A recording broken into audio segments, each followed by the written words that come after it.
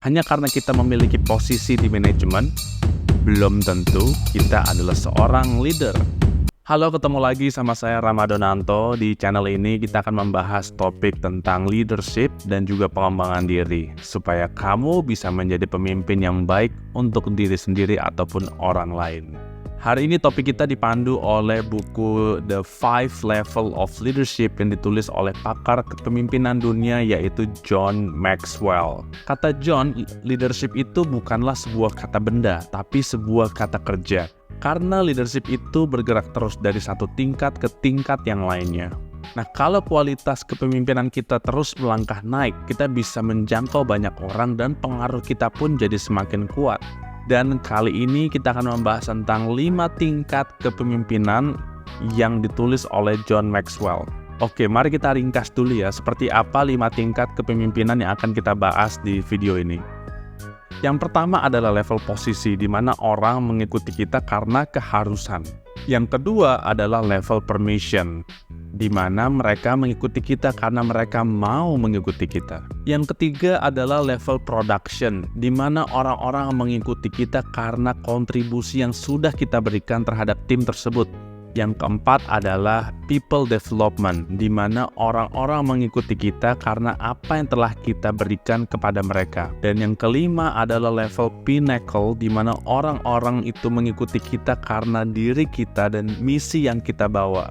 Di dalam buku ditulis bahwa hanya 1% orang yang bisa sampai ke level yang kelima. Karena level 5 ini adalah di mana kita menjadi seorang figur, seorang tokoh yang sangat dihormati di orang-orang sekitar kita.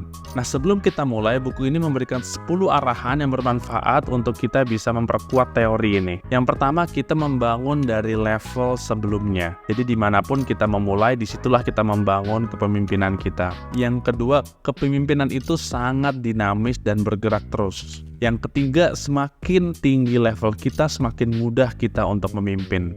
Yang keempat, tidak ada jalan pintas.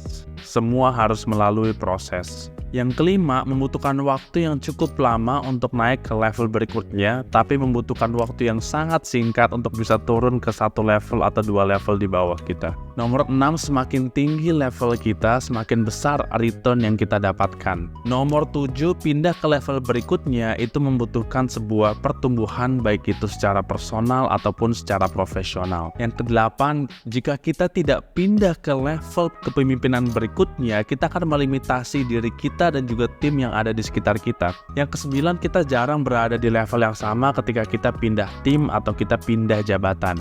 Dan yang ke-10, kita tidak bisa naik ke level berikutnya sendirian. So, mari kita untuk mulai membedah 5 level kepemimpinan ini satu persatu. Sebelum kita mulai, saya appreciate sekali jika kamu mensubscribe channel ini, karena dengan kamu mensubscribe channel inilah saya punya semangat tinggi untuk memberikan konten-konten yang lebih bagus lagi ke depannya untuk kebutuhan pengembangan diri kita. Level 1 adalah level position. Inilah awal dari karir kepemimpinan kita. Kita memulai dari sebuah jabatan, dari sebuah tanggung jawab baru ketika kita harus memimpin beberapa orang. Di level ini, otoritas kita lah yang membuat orang mengikuti kita. Artinya, orang mengikuti kita karena sebuah keharusan, karena secara struktur organisasi mereka ada di bawah kita, mau tidak mau, mereka akan mengikuti kita. Posisi kepemimpinan tidak membuat kita menjadi seorang pemimpin sesungguhnya.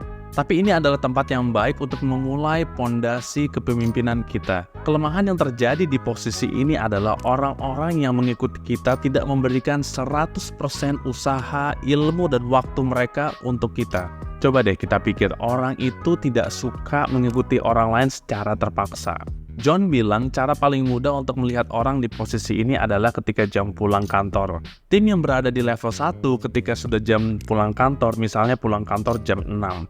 Jam 5 biasanya orang sudah mulai tidak mensibukkan diri dan siap-siap untuk pulang. Jam 5.30 barang-barang sudah rapi, orang-orang mulai pamitan, dan jam 6 teng, orang langsung hilang. Jika kamu heran kenapa tim saya performanya itu di bawah standar, ada kemungkinan bahwa tim kamu berada di level 1 kepemimpinan ini. Nah, kabar baiknya adalah kita bisa naik 1 level berikutnya ke level 2. Level 2 adalah permission. Kata kunci di level ini adalah relationship atau hubungan.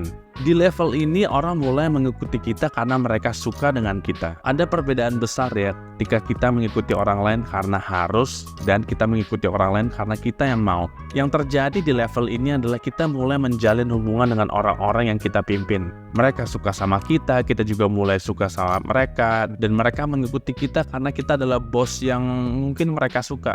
Dan ini adalah sebuah pencapaian tertentu karena tidak semua orang memiliki kemampuan untuk disukai. Untuk bisa disukai ini banyak sekali faktornya. Kemungkinan ini adalah penggabungan dari karakter, wawasan, pola pikir, cara kita peduli dengan orang lain, cara bicara kita, dan lain-lain. Hubungan kita dengan orang lain adalah pondasi yang sangat penting dalam kepemimpinan. Karena leadership itu adalah seni mempengaruhi orang lain dan sangat sulit kita untuk bisa mempengaruhi orang yang tidak suka sama kita. Pemimpin yang sukses di level ini biasanya dia mempraktekkan 3 hal berikut. Yang pertama, mereka mendengar dengan baik. Yang kedua, mereka memperhatikan sekitar. Yang ketiga, mereka terus belajar, di mana mereka memberikan servis maksimal untuk kebutuhan timnya dan terus mencari apa lagi yang dia bisa lakukan untuk timnya. Nah, di level ketiga, ini adalah level production.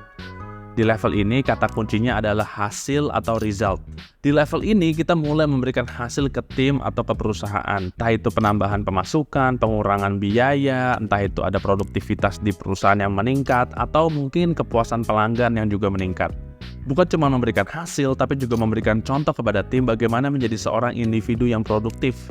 Yang kemudian ini menjadi standar baru di tim kita dan akhirnya orang-orang pun mulai mencontoh apa yang telah kita capai. Prinsip dari motivasi adalah mereka melakukan apa yang mereka lihat. Jika kita ingin tim yang berkualitas, sudah seharusnya lah kita pun juga menjadi individu yang berkualitas terlebih dahulu.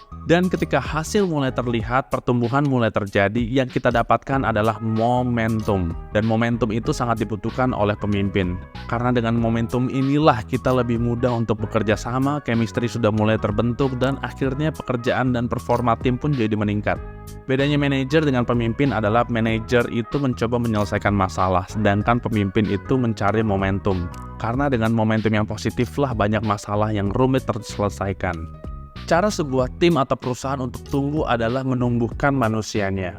John bilang ada 3 pemikiran dalam hal pengembangan diri. Yang pertama, kunci untuk menumbuhkan tim kita ada di pintu depan, yaitu di rekrutmen. Makin baik orang yang kita bawa masuk, semakin besar pula lah kemungkinan tim ini untuk bisa berkembang. Dia bilang 80% kesuksesan tim itu berada di pintu depan. Nomor 2 adalah positioning. Bukan hanya mendatangkan orang yang tepat, tapi juga menempatkan orang-orang ini di posisi yang tepat. John bilang orang yang sukses itu dia bisa memposisikan dirinya dengan baik. Tapi pemimpin yang sukses adalah orang yang bisa memposisikan orang lain di tempat yang terbaik. Nomor 3, setelah kita merekrut orang yang tepat dan memposisikan mereka di tempat yang tepat, yang kita harus lakukan adalah memberikan support yang tepat. Kita harus memberikan support yang mereka butuhkan supaya mereka bisa memberikan kinerja maksimal untuk tim kita. John bilang ada 5 cara untuk kita bisa memberikan support yang maksimal kepada tim. Metode pertama adalah I do it. Di sini kita harus bisa dulu sebelum kita mengajarkan orang lain. Karena kita tidak bisa mengajarkan apa yang kita tidak bisa. Step 2 adalah I do it and you are with me. Saya lakukan dan kamu ada di belakang saya. Di sini kita memberikan contoh bagaimana cara mengerjakan sesuatu dan kita memberikan ruang untuk mereka yang baru belajar untuk melihat bagaimana kita melakukan hal tersebut. Kita kasih ruang mereka untuk memperhatikan dan juga bertanya. Step yang ketiga adalah you do it and I'm with you. Kamu melakukan dan saya ada di belakang. Kali ini kita berperan sebagai mentor, jadi orang tersebut yang melakukan dan kita memperhatikan dari luar. Yang keempat adalah you do it atau kamu lakukan tanpa ada saya. Artinya orang tersebut sudah cukup mahir untuk melakukan pekerjaan itu sendiri. Dan yang sering terlupakan adalah yang poin kelima, di mana adalah you do it and someone else is with you. Ini memastikan bahwa ilmu itu bisa mengalir dari satu orang ke orang yang lain. Tugas kita sebagai seorang pemimpin adalah mereplikasikan kualitas-kualitas yang baik yang sudah ada di tim. Semakin banyak orang yang bisa, semakin kuat jugalah tim kita. Level 5 adalah pinnacle. Kata kunci di sini adalah respect. Kita melakukan 4 level sebelumnya dengan sangat baik dalam waktu yang cukup lama dan konsisten, dan akhirnya kita mendapatkan sebuah posisi di mana kita dihargai oleh banyak orang. Mereka itu mengikuti kita karena diri kita, karena misi yang kita bawa, dan karena apa yang sudah kita berikan kepada orang lain. Membutuhkan waktu dan dedikasi yang cukup lama untuk bisa sampai di level ini. John bilang hanya kurang dari 1% dari total pemimpin yang ada yang bisa sampai di level 5 ini. Nah, sekarang kita udah tahu kan 5 tingkat kepemimpinan yang sudah ditulis oleh John Maxwell.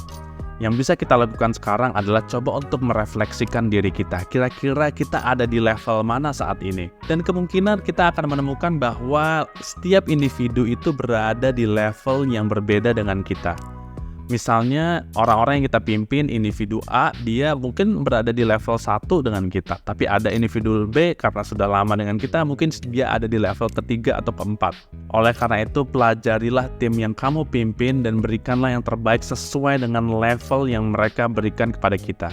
Demikianlah 5 tingkat kepemimpinan ini kita bahas hari ini ya. Semoga kita menjadi pemimpin yang lebih baik itu untuk diri sendiri ataupun orang lain. Kasih komen kamu, kira-kira kamu ada di level mana nih di tingkat leadership yang kita bahas barusan. Jangan lupa untuk subscribe, karena dengan itulah saya menjadi semakin semangat memberikan konten yang semakin berkualitas untuk pengembangan diri kita dan orang-orang yang ada di sekitar kita. So, terus belajar, semangat semuanya. Bye.